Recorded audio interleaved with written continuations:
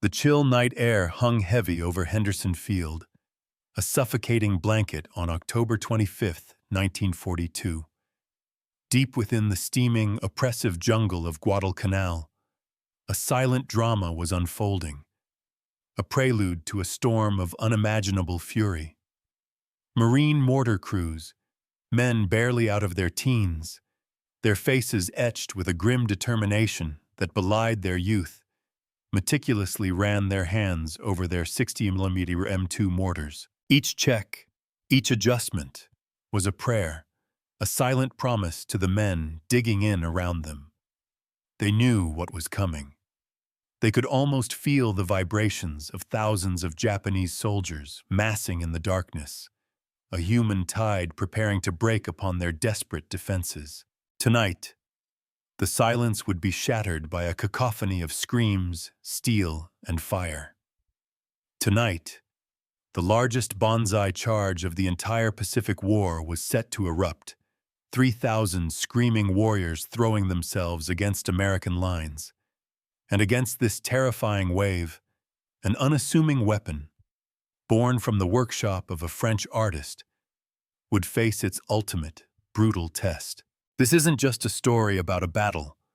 It's a story about innovation, about the relentless march of technology in the face of human courage, and about how a seemingly small change can utterly redefine the rules of war. It's a testament to the idea that sometimes the most elegant solutions come from the most unexpected places. And in the crucible of combat, these solutions don't just win battles, they change history. So how did a weapon that looked deceptively simple become a game changer? To understand the crucible of Guadalcanal, we must first journey back in time, not to a battlefield, but to a Parisian workshop, a place of artistry and precision. Our story truly begins with a man named Edgar William Brandt, born on Christmas Eve, 1880. Imagine, if you will, a craftsman, a silversmith in the vibrant artistic heart of Paris. His hands, accustomed to the delicate intricacies of jewelry, to the graceful curves of decorative ironwork, were those of an artist. He created beauty, objects designed to adorn and delight. But fate, as it often does, had a different path in mind for Edgar Brandt. When the thunderous roar of World War I shattered the peace of Europe in 1914, Brandt's world, like so many others, was irrevocably altered. He was no longer just an artist. He was a patriot, compelled to contribute to the desperate struggle. And it was in this moment of crisis that his artistic eye, honed by decades of meticulous design, found a new canvas: the brutal realities of infantry warfare. He observed French soldiers, bogged down in the muddy, blood-soaked trenches, struggling with the limitations of their existing weapons. Hand grenades had limited range. Artillery was often too distant or inaccurate for immediate support.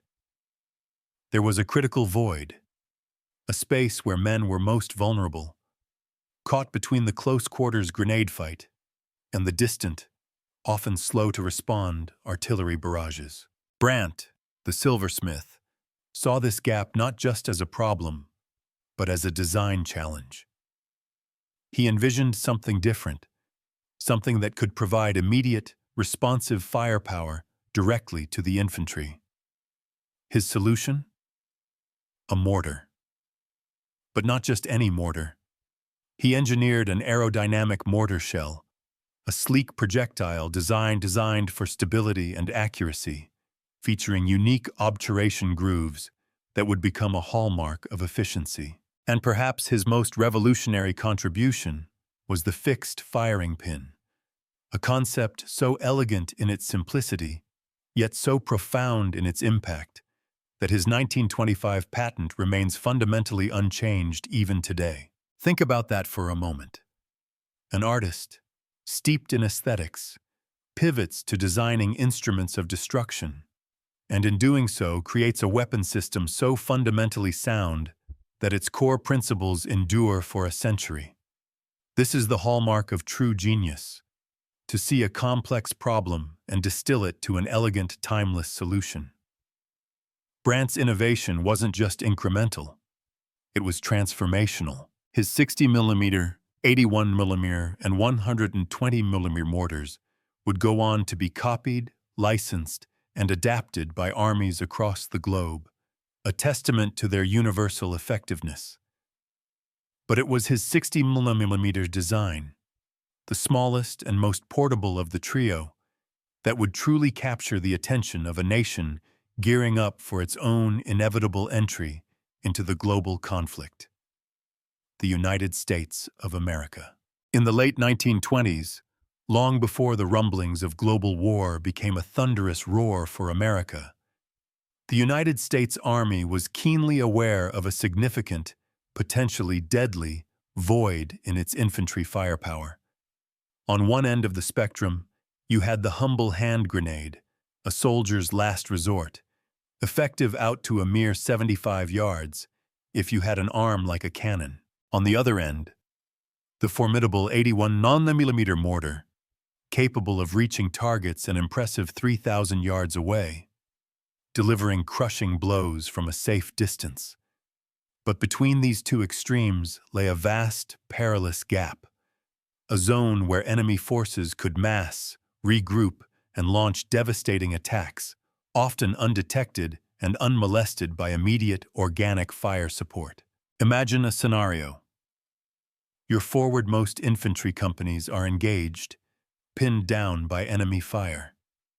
They spot an enemy platoon gathering, preparing for a flanking maneuver, perhaps 500 or 800 yards out, too far for grenades, too close or too fast-moving for the often ponderous response time of an 81mm mortar, which might be positioned much further back and require complex fire missions coordinated through higher echelons.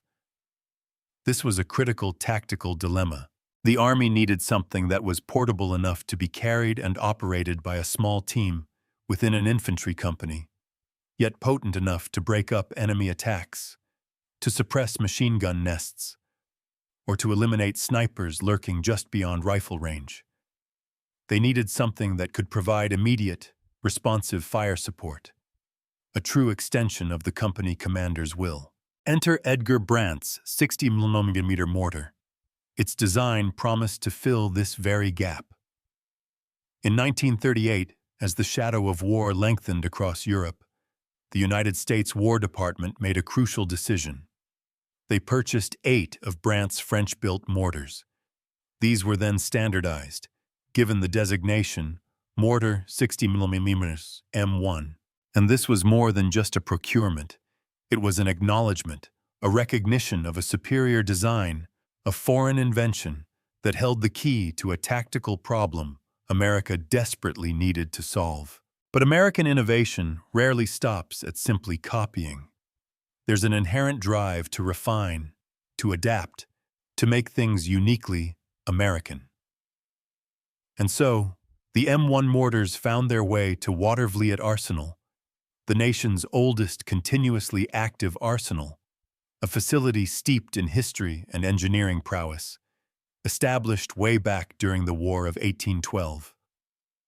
Here, American engineers, with their pragmatic ingenuity, went to work. They didn't just reproduce Brandt's design, they re-engineered it. They revised production drawings, meticulously adapting every thread, tube, and plate to conform to American manufacturing standards and specifications. This wasn't about improvement for improvement's sake.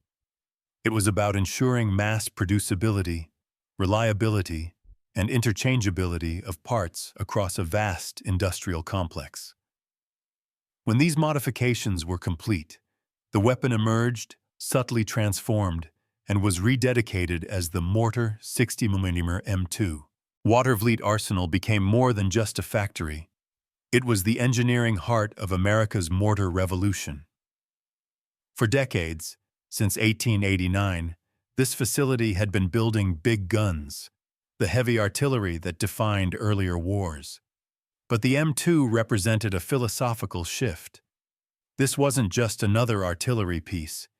It was a weapon designed to put devastating firepower directly into the hands of infantry company commanders. This decentralized power was a radical concept, a testament to American military doctrine's growing emphasis on empowering frontline leaders. It promised immediate support, cutting through layers of command, empowering the officer closest to the fight to make life-or-death decisions with potent consequences. In January 1940, with war clouds gathering ever thicker over Europe, the first production contract for 1,500 M22 mortars was issued to the Reed Machinery Company of York, Pennsylvania. It was a modest start, but the fuse had been lit. As the war exploded on the global stage, demand skyrocketed. Other industrial giants joined the effort. Kennedy Van Saun Engineering Company in Danville, Pennsylvania, and perhaps most surprisingly, the Firestone Tire and Rubber Company. Yes, the same company making tires was now making instruments of war, a vivid illustration of America's industrial mobilization. By the war's end, this collaborative effort would result in over 60,000 M2 mortars rolling off production lines, a staggering testament to America's industrial might and its ability to rapidly arm its fighting forces. The weapon that emerged from these factories was, as we've noted, deceptively simple, yet brilliantly engineered. Weighing a total of 42 pounds, it broke down into 3 manageable components, each weighing between 12 and 16 pounds.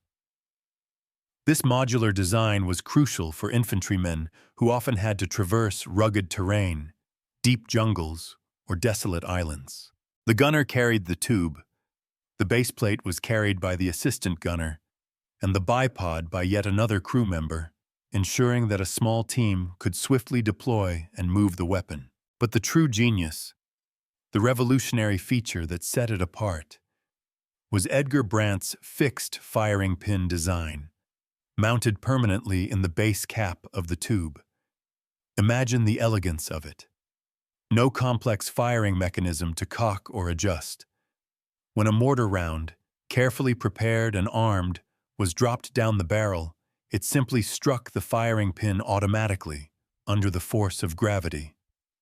This simple act initiated the detonation, launching the projectile. This design created the fastest rate of fire of any mortar in the world at the time. A trained Marine mortar crew could maintain an astonishing 18 rounds per minute of sustained fire, a relentless drumbeat of destruction. But in desperate situations, when the terrifying scream of a Japanese Banzai charge threatened to overwhelm American positions, these crews could achieve a truly staggering rate, nearly 100 rounds per minute. Think of it, 15 to 20 shells arcing through the air, before the first one even impacted. This wasn't just firepower, it was a deluge of steel, a tactical flood designed to break the will of any advancing enemy. The M2 fired 3 primary types of ammunition, each tailored for a specific tactical purpose. First, the M49A2 high-explosive round, weighing a compact 3 pounds, was the bread and butter of mortar operations. When it detonated, it created a lethal 17-yard kill radius, a deadly zone of fragmentation and concussive force. Then, there was the M83 illuminating round, weighing slightly more at 3.5 pounds. This round was a tactical lifesaver. Upon bursting overhead, it generated 11,000 candle power of brilliant white light for 25 seconds as it descended slowly on a parachute. In the pitch black of night, it could turn a hidden enemy into a stark, exposed target, robbing them of the cover of darkness. Finally, introduced later in the war, was the M302 white phosphorus round. This was a brutal, multi-purpose munition. It created deadly, obscuring smoke for screening movements, but its secondary effect was devastating. It incinerated anything it touched, causing horrific burns and psychological terror. Each of these rounds was propelled by an M5A1 ignition cartridge, essentially a 20-gauge shotgun shell filled with ballistite powder. When this cartridge struck the fixed firing pin, it detonated, launching the projectile up to 1,815 meters downrange, roughly a mile and a quarter, a truly significant reach for such a portable weapon. The Marine rifle companies, always adapting to the brutal realities of Pacific fighting, refined their mortar section organization throughout the war. Initially, 16 Marines formed the mortar section as part of the weapons platoon, with a sergeant section leader commanding 3 mortar squads, each led by a corporal. This placed mortars within a larger pool of heavy weapons. But the lessons learned in the unforgiving jungles and coral atolls led to a significant shift. By May 1944, the Marine Corps eliminated the dedicated weapons platoon, placing 20 Marines in the mortar section under direct company headquarters control. This meant the company commander had immediate, unhindered access to his organic fire support. The squad organization itself was precise and efficient. The corporal squad leader, the brains of the operation, carried the M4 sight, a sophisticated instrument for aiming and ranging. The gunner, the muscle, carried the complete mortar tube and baseplate. The assistant gunner carried the aiming stakes, crucial for accurate setup. And then, the vital link. 3 ammunition bearers, often carrying rounds in M2 ammunition vests, each capable of holding multiple shells. This reflected the brutal reality of rapid fire. You needed a constant supply of ammunition flowing to the gun. This organizational change, this seemingly bureaucratic tweak, was born from hard-learned lessons. Company commanders desperately needed immediate, responsive fire support that could keep pace with the rapidly changing, intensely fluid tactical situations of jungle and island warfare. The M2 mortar, quickly nicknamed the company commander's hip pocket artillery, provided exactly that capability. It was literally at their fingertips, a direct line to devastating firepower without the bureaucratic delays of calling for support from higher echelons. And so we return to Guadalcanal, to that fateful October night in 1942. For nearly 3 grueling months, American Marines had been fighting tooth and nail to hold Henderson Field, a crude but vital airstrip. It was the linchpin, the critical piece of real estate in controlling the Solomon Islands, and both sides understood its paramount importance. The Japanese, with their Tokyo Express destroyer runs, pounded the field nightly, a constant reminder of their relentless determination. American aircraft struck back during daylight, but everyone knew the ultimate decision would come down to infantry fighting infantry, face to face in the unforgiving jungle. The Japanese plan for October 25th was audacious, a gamble on their spiritual and tactical superiority. Lieutenant General Harukichi Hyakutake, commanding the Japanese 17th Army, had ordered his 2nd Division, led by Lieutenant General Masao Maruyama, to execute a flanking maneuver of epic proportions. Maruyama's forces would undertake a torturous march through the almost impenetrable jungle, aiming to strike Henderson Field from the south, while diversionary forces launched smaller attacks from other directions to draw attention. The main assault force included the veteran 16th and 29th Infantry Regiments, units hardened by years of fighting across China and Southeast Asia. These were not green troops. They were experienced, fanatically determined, and believed implicitly in the power of the Banzai charge to break enemy lines. Facing them were the American defenders, primarily the 1st Battalion, 7th Marines under the legendary Lieutenant Colonel Lewis Chesty Puller, reinforced by elements of the 164th Infantry Regiment, a U.S. Army unit seeing its first major combat. These American units, often outnumbered and always operating in brutal conditions, had been testing their M2 mortars in smaller engagements for weeks, learning their nuances, integrating the weapons into intricate defensive fire plans. They understood the mortar's unique capabilities and had meticulously pre-registered their weapons on likely approach routes, anticipating where the Japanese might mass. At 04:45 hours on October 26th, the jungle exploded. Maruyama's forces struck.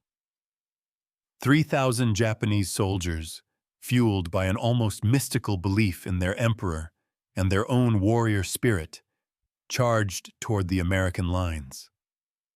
The air was filled with terrifying Banzai battle cries, a chilling sound that would haunt many a Marine for the rest of their lives. They fired their rifles from the hip, a torrent of lead accompanying their human wave. These were men who had known success against Chinese armies armed with obsolete weapons, who had overrun British forces in Malaya with stunning speed. But what they had never faced, what they could never have anticipated, was the concentrated, overwhelming firepower that American M2 mortars could deliver with astonishing rapidity and precision. As the Japanese forces, initially hidden by the pre-dawn darkness, began to mass, American forward observers, hidden along the perimeter, calmly called for fire. The first rounds were not high explosives, but M83 illumination shells. With a muffled thud, they arced high into the sky, bursting overhead like miniature suns, bathing the chaotic battlefield in a harsh, unyielding white light. Suddenly, the impossible happened. 3,000 charging Japanese soldiers, who moments before had been shadowy, terrifying specters, were silhouetted against the dark jungle, starkly visible, perfect targets for the high explosive rounds that immediately followed. The M2 mortars fired so rapidly, with such sustained intensity, that the individual reports merged into a continuous, deafening roar. 100 rounds per minute from multiple mortars created a steel rain, a relentless deluge of shrapnel and concussive blasts that no infantry formation, no matter how determined, could possibly survive. Japanese soldiers who, through sheer bravery and momentum, managed to reach the barbed wire perimeter, found themselves trapped in a kill zone, an inferno where mortar fragments and machine gun fire converged with devastating, pulverizing effect. There was no cover, no escape from the relentless barrage. Marine forward observers, their voices calm amidst the chaos, directed the fire with surgical precision. When Japanese forces bunched up at wire obstacles, struggling to break through, high explosive rounds landed directly among them, turning clusters of men into grisly, shattered forms.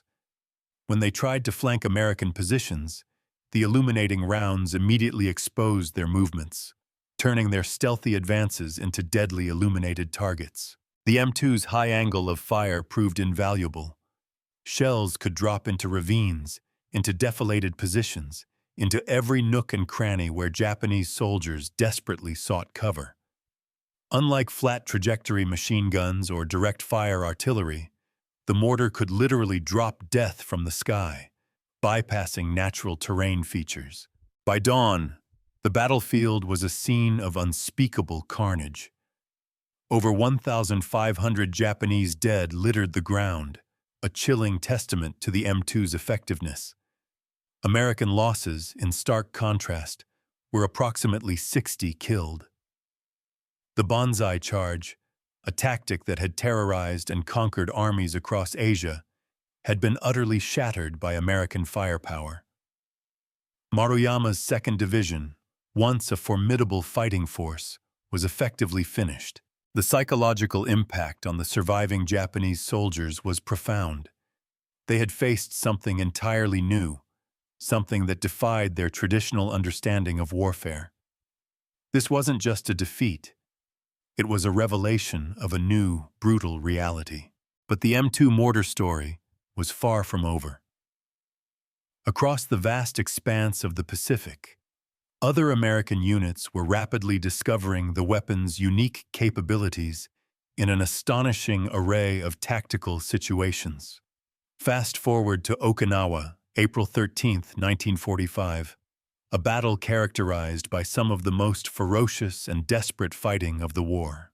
Here, Technical Sergeant Buford Anderson of the 381st Infantry, 96th Infantry Division, found himself facing a different kind of crisis, one that would test the limits of human ingenuity and courage. A powerful Japanese counterattack, launched with the usual fanatical zeal, had struck his unit's flank at dawn, threatening to overrun their position. Anderson, with the coolness of a seasoned veteran, ordered his men to take cover in an ancient Okinawan tomb, a solid stone structure offering precious protection, while he faced the assault alone. Armed only with a carbine, a light, semi-automatic rifle, Anderson emptied one magazine at point-blank range into the charging attackers, a desperate personal stand against overwhelming odds. But ammunition runs out, even for heroes. When his carbine clicked empty, a lesser man might have given up, but not Anderson. In a moment of sheer, inspired desperation, he spotted an unexploded Japanese mortar round lying nearby. Without hesitation, he seized it, hurled it back among the enemy soldiers, and watched in grim satisfaction as it detonated, killing several. But Anderson wasn't finished. His eyes, scanning the battlefield for any advantage, spotted a box of American M2 mortar shells, his own M2 shells, lying abandoned perhaps from a fallen comrade or a hasty retreat. In another stroke of improvised genius, Anderson understood the fundamental simplicity of Brandt's design. He quickly extracted the safety pins from the shells and began banging their bases on rocks, arming them manually by striking the primer. Then, with a strength born of desperation and adrenaline, he proceeded to throw these live shells like grenades among the attacking Japanese force. The mortar rounds, light enough at 3 pounds each, were perfect for a strong man to hurl effectively in close combat, turning a distance weapon into a hand-thrown explosive. Anderson's desperate improvisation worked with devastating effect. The armed mortar shells exploded among the Japanese attackers, killing an incredible 25 enemy soldiers and destroying several machine guns and knee mortars, the short-ranged Japanese grenade launchers. Anderson's single-handed defense, his audacious and brilliant use of a weapon system in a way its designers could barely have imagined, saved his unit from being overrun and earned him the Medal of Honor from President Harry Truman. This incident revealed another profound aspect of the M2's design genius.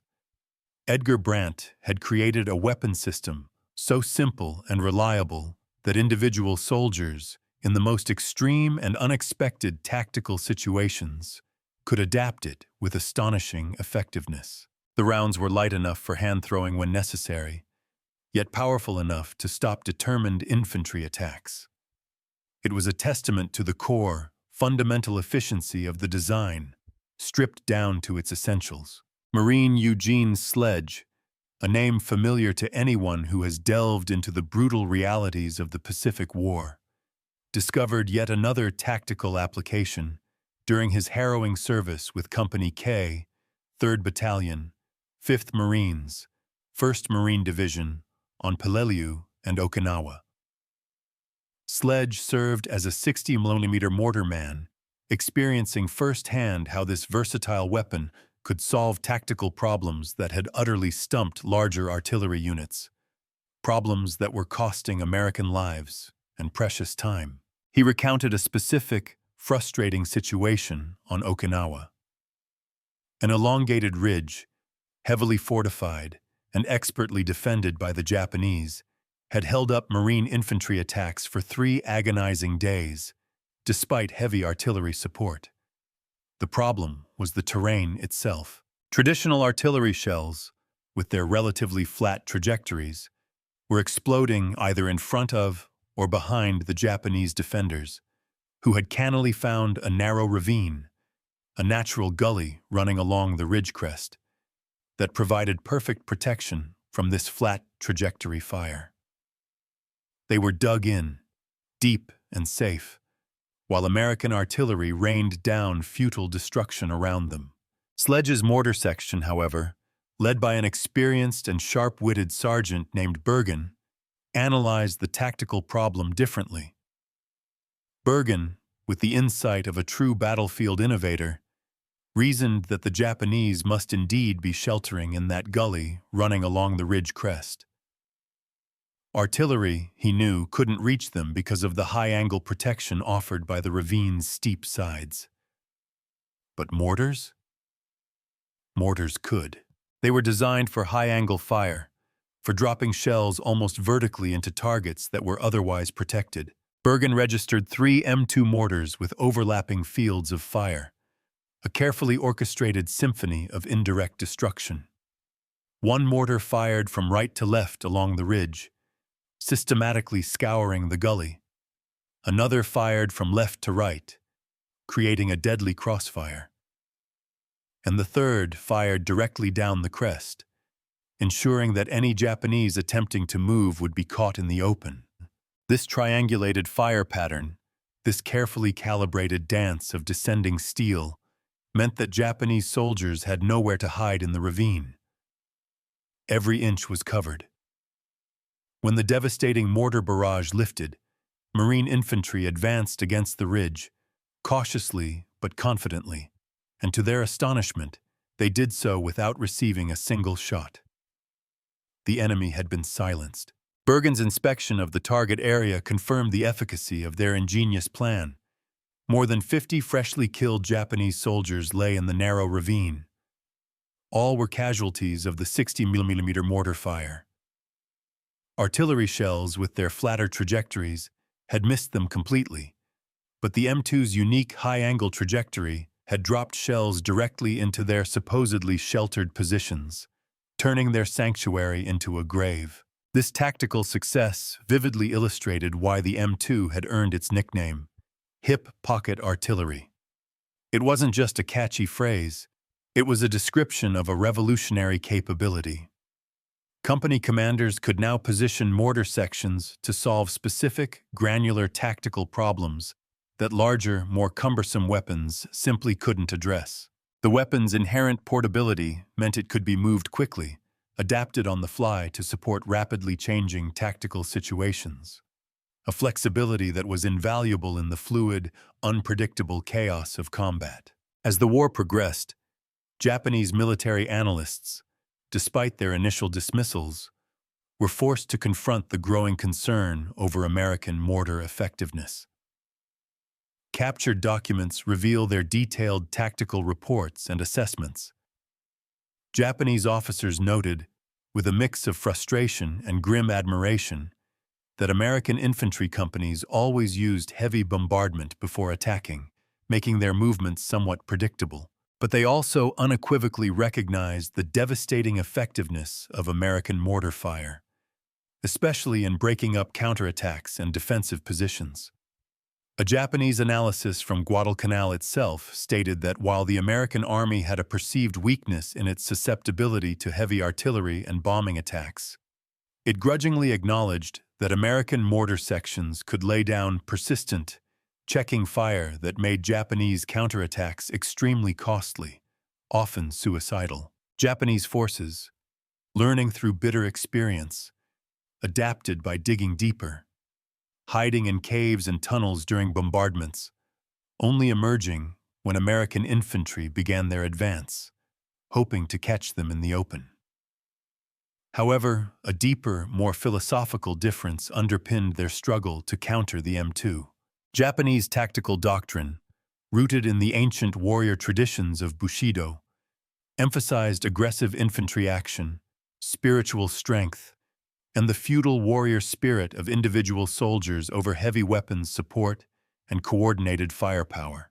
While Japanese army mortars were, numerically, more numerous in kind and number than those of any other army engaged in World War II, a fact often overlooked, Japanese officers fundamentally believed that the courage and spiritual purity of individual soldiers were more important than intricate firepower coordination. They prioritized the moral over the material. This philosophical divergence created a profound tactical mismatch. American infantry companies armed with their M2 mortars could coordinate fires with mathematical precision, delivering devastating targeted barrages almost on demand.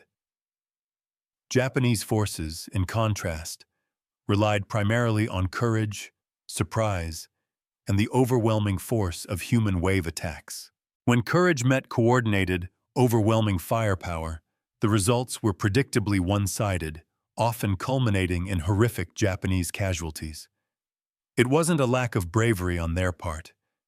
It was a fundamental miscalculation of the changing nature of modern warfare, a failure to fully integrate technology into their doctrine. Japanese forces did, of course, attempt to counter American mortar effectiveness with their own weapons.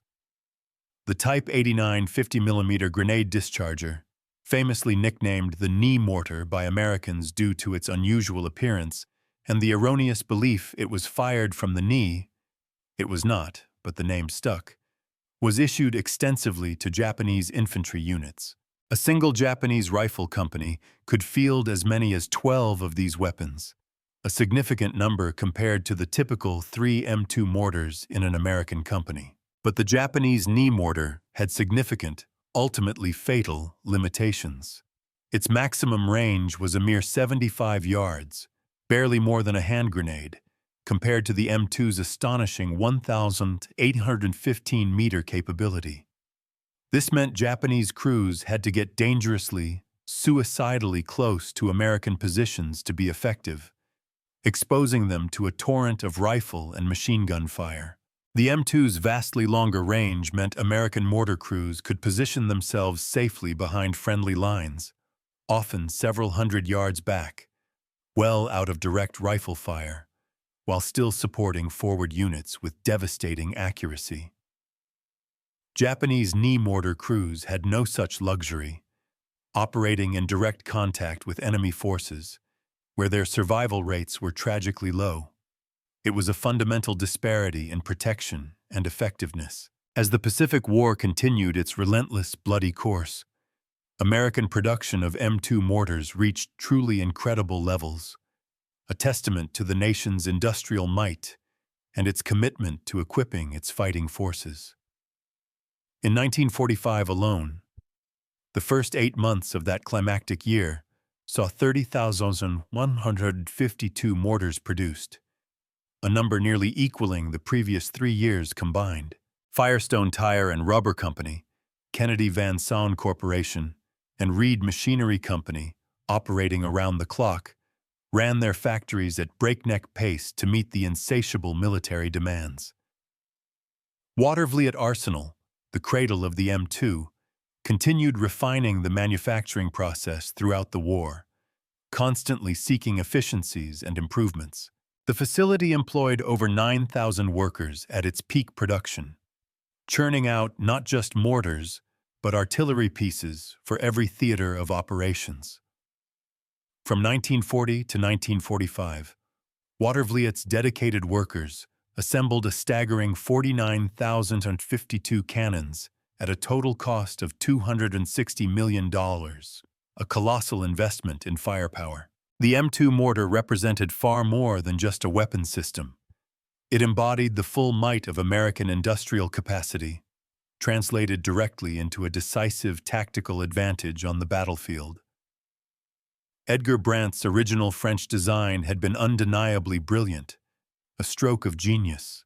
But American engineers and manufacturers had taken that brilliance and transformed it into a mass-produced weapon that could equip every infantry company in the United States military, from the jungles of Guadalcanal to the freezing slopes of the Ardennes.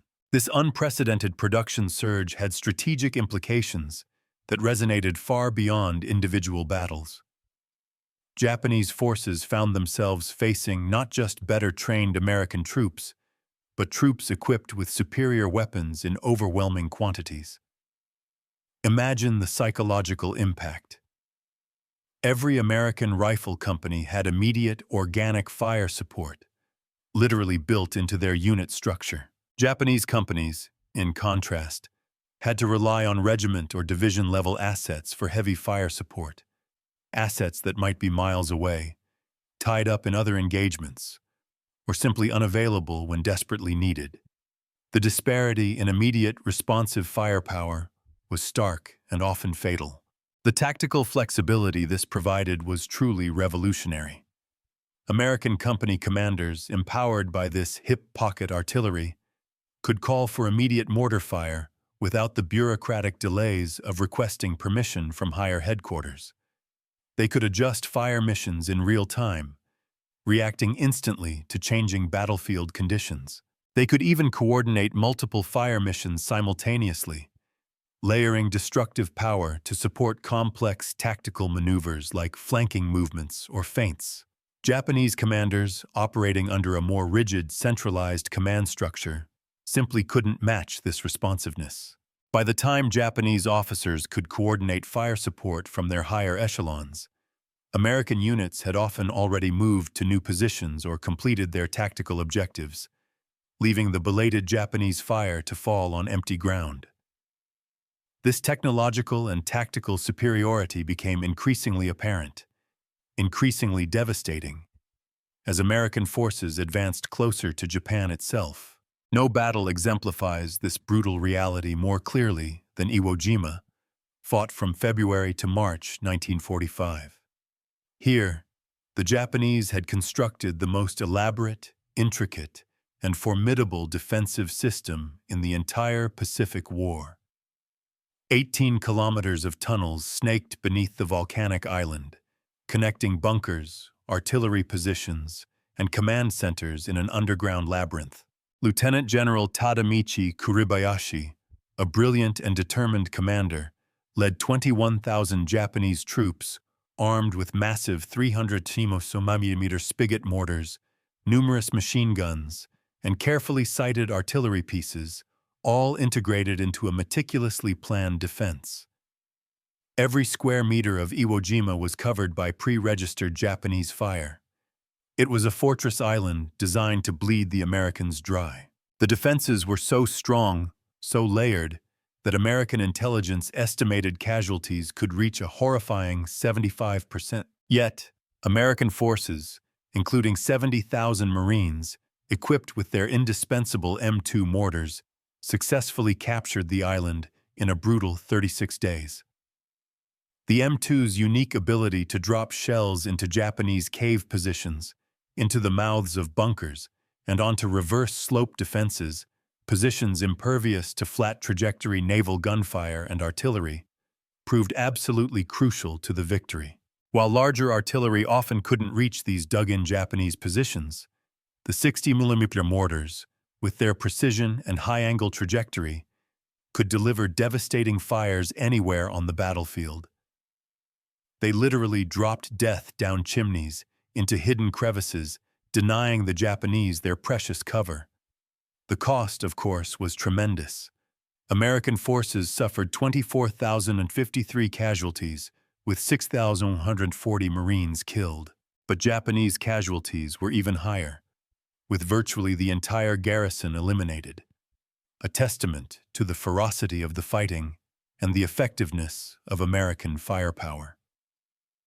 The M2 mortar's contribution to this victory, amidst some of the most extreme combat conditions imaginable, definitively validated Edgar Brandt's original design concepts, proving their enduring brilliance under fire. As the war neared its end, American military leaders were already planning for future conflicts, understanding that technology never stands still.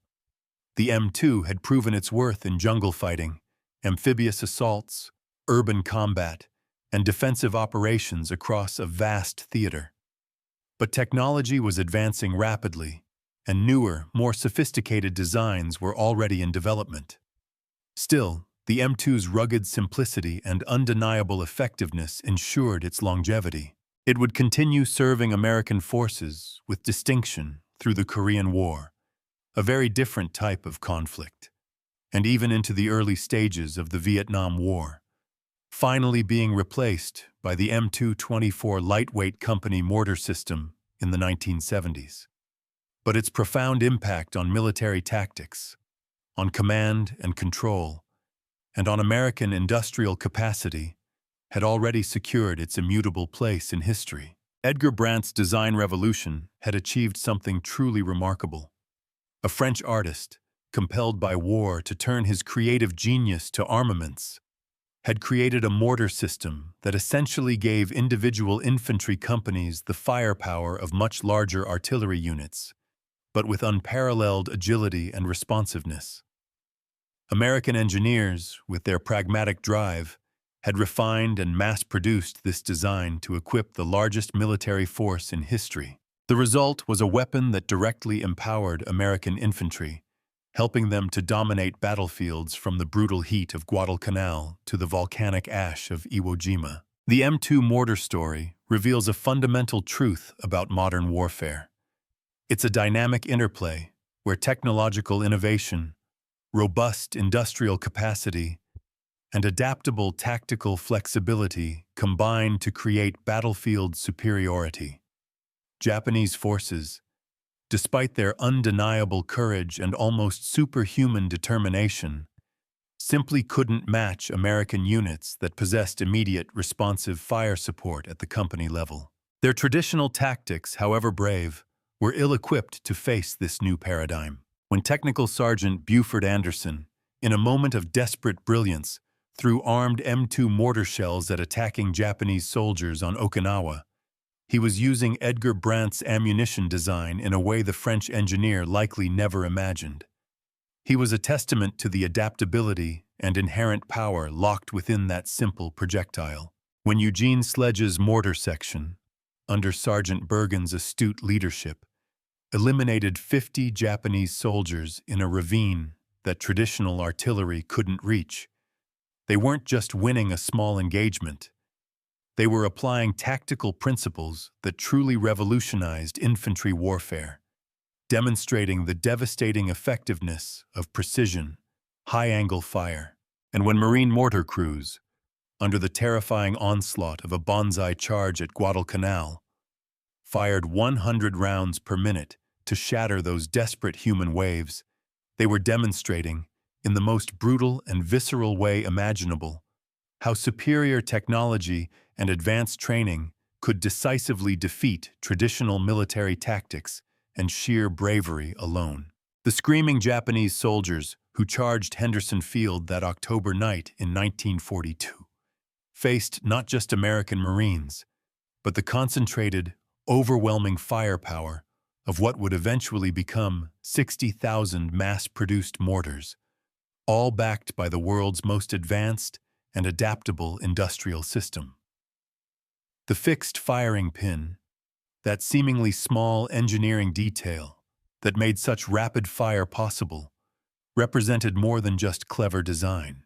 It embodied a fundamentally American approach to warfare that emphasized technological superiority, meticulously coordinated fires, and an overwhelming material advantage. Japanese forces, fighting with a courage and determination that is still recognized and respected, discovered in the most tragic way possible that bravery alone, however profound, couldn't overcome enemies equipped with hip-pocket artillery that could deliver 100 rounds per minute of precision destruction. From Edgar Brandt's elegant Parisian workshop to the roaring production lines of Watervliet Arsenal, and ultimately to the blood-soaked volcanic beaches of Iwo Jima, the M2 mortar forged an unbroken chain connecting industrial innovation with battlefield victory. American company commanders who affectionately called their mortars hip-pocket artillery weren't just describing a weapon. They were describing a tactical revolution, a fundamental shift that transformed infantry warfare forever. The Japanese soldiers who faced these weapons at Guadalcanal, Saipan, Iwo Jima, and Okinawa fought with traditional tactics, a warrior ethos deeply ingrained in their culture, against an enemy that had fundamentally changed the nature of infantry combat itself. When the last M2 mortar round exploded on August 15, 1945, marking not just the end of World War II, but the end of an era. It sent a clear, unshakable message. The days when courage and determination alone could decide battles between infantry forces were over. Edgar Brandt's revolutionary design had given American infantry companies the power to shatter Banzai charges, to eliminate dug-in positions impervious to other weapons, and to coordinate fires with mathematical precision, all at their immediate command. This hip-pocket artillery that so stunned Japanese forces across the Pacific represented more than just superior weapons. It represented the triumph of industrial democracy over military authoritarianism, of technological innovation over static tradition, of coordinated firepower over individual heroism. In the devastating impact of 60mm mortars firing 100 rounds per minute, Japanese military leaders glimpsed the future of warfare and realized, with a chilling clarity, that their empire had faced an enemy that had fundamentally changed the rules of battle itself. The lesson, then, for all of us, extends far beyond the battlefield. It's a testament to the enduring power of ingenuity, the strategic importance of industrial might, and the critical value of adaptability in the face of insurmountable odds. It reminds us that true strength isn't just about individual valor, but about the collective intelligence to innovate, produce, and adapt. And sometimes, the most profound changes come from the simplest, most elegant designs, born from the mind of an artist, forged by the hands of industry, and proven in the crucible of war.